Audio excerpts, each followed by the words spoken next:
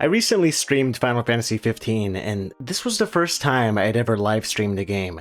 And I found this to be a very enlightening experience in terms of shedding some light on why modern games are designed the way they are.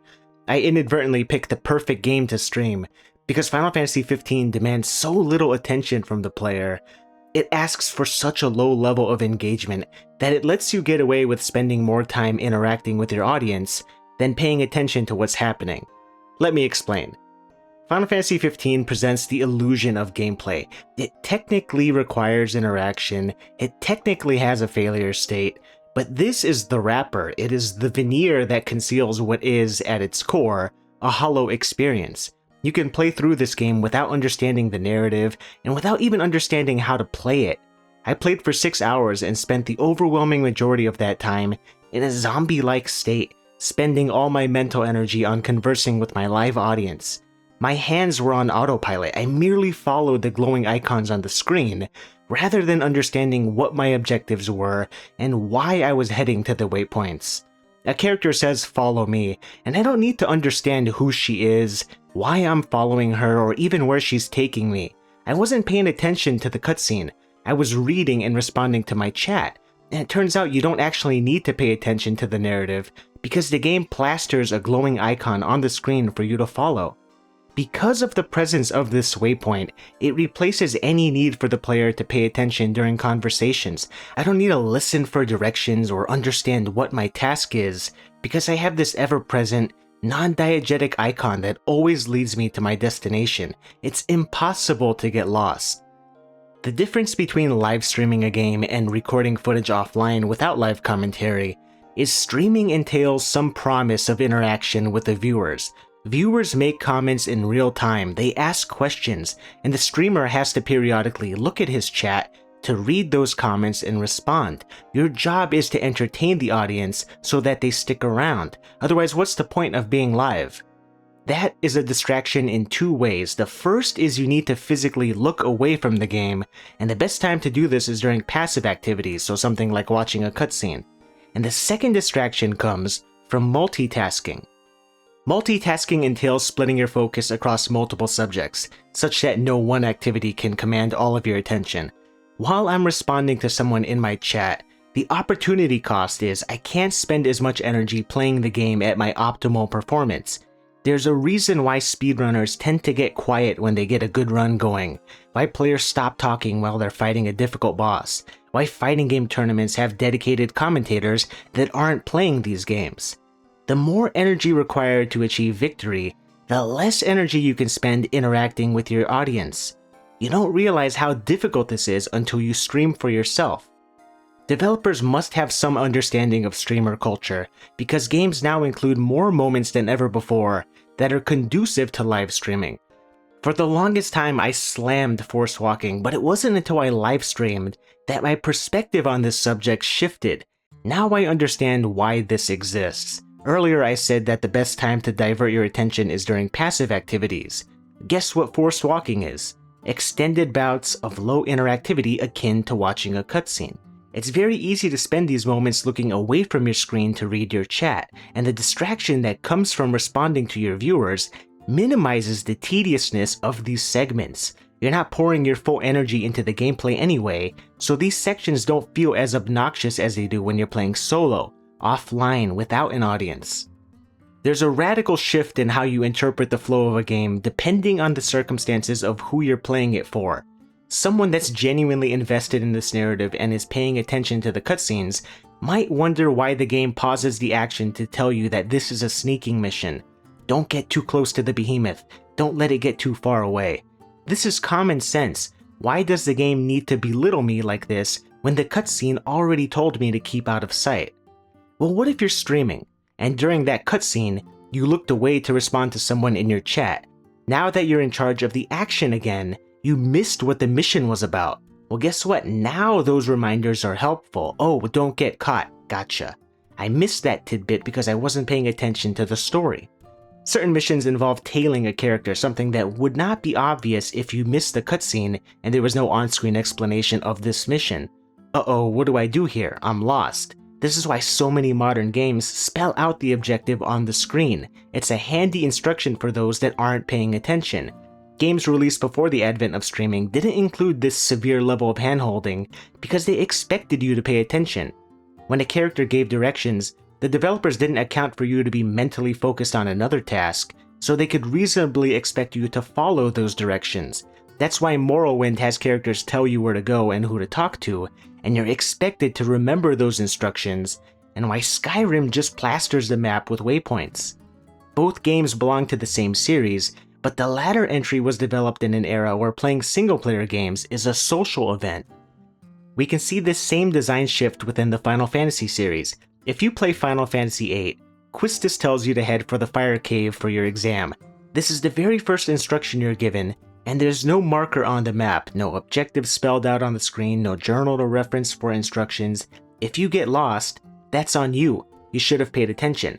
So if someone was streaming the game and chose not to pay attention during that conversation, it's possible for them to wander around the map wondering what to do next.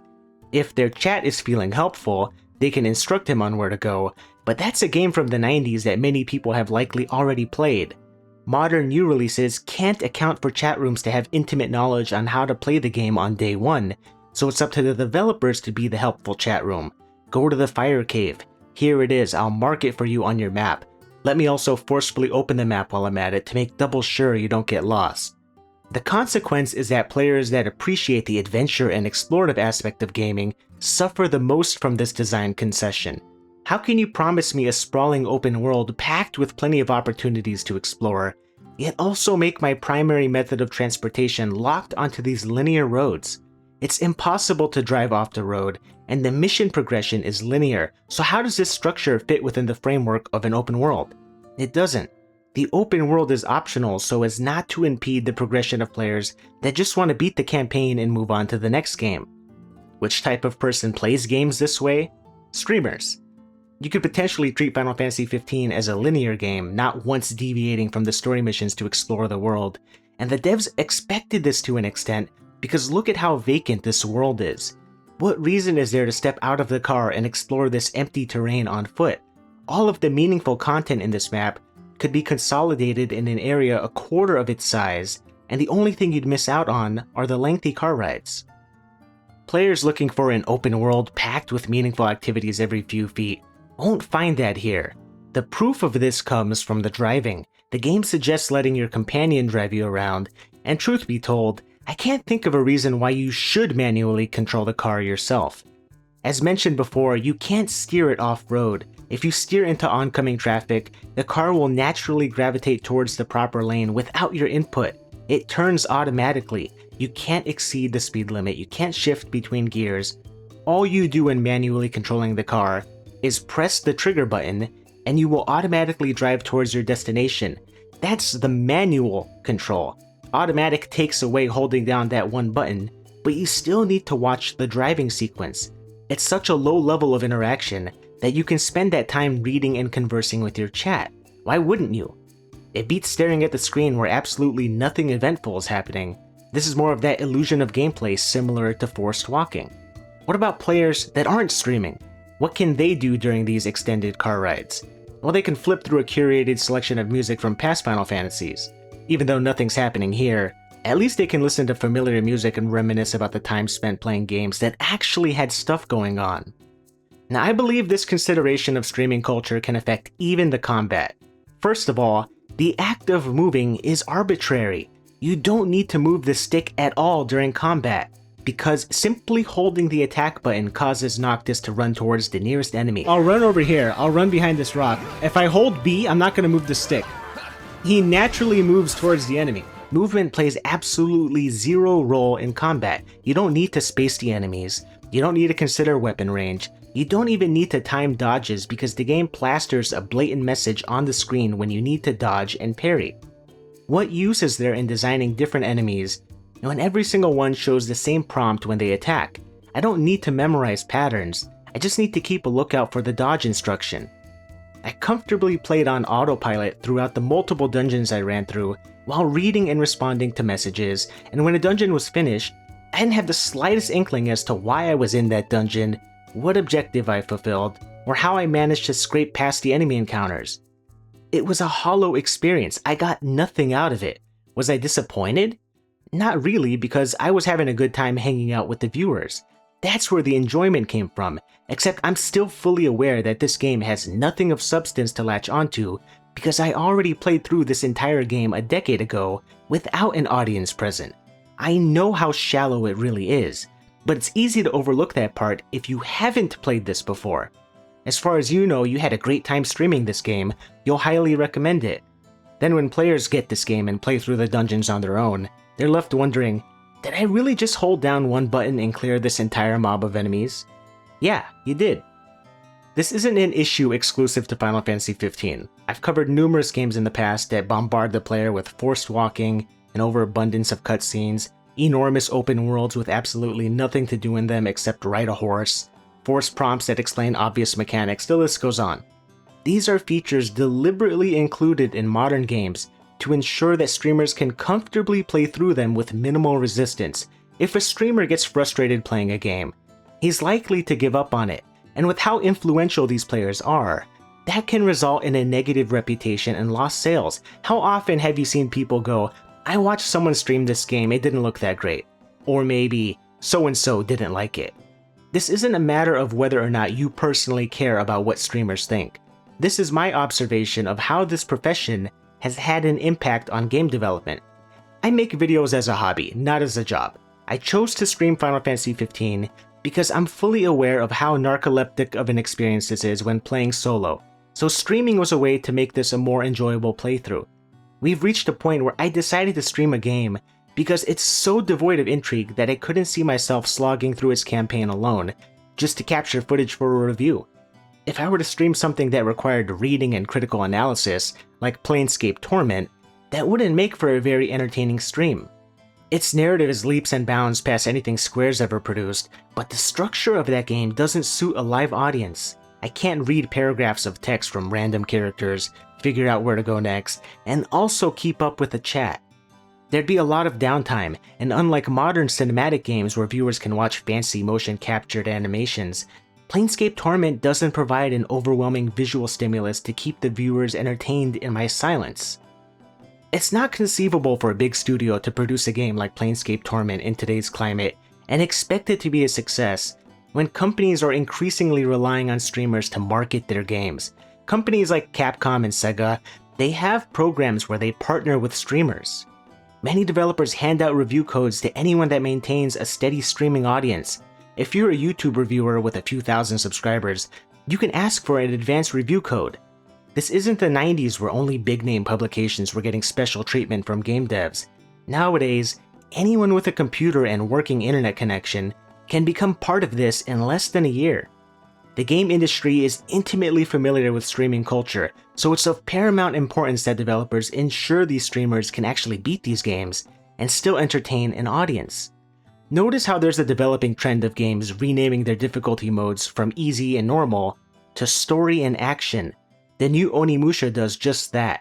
Developers don't want players to feel insecure about picking the easier mode, so they reframe easy mode as being for players more interested in the narrative, as if a player can't be invested in both the story and action. Does this renaming matter if you're playing the game privately? Of course not. Who's gonna know you picked the easy mode and who's gonna care? No one. But this makes a difference in how you're perceived when you're playing in front of an audience. Oh, this player didn't choose this mode because he wants to play an easy game.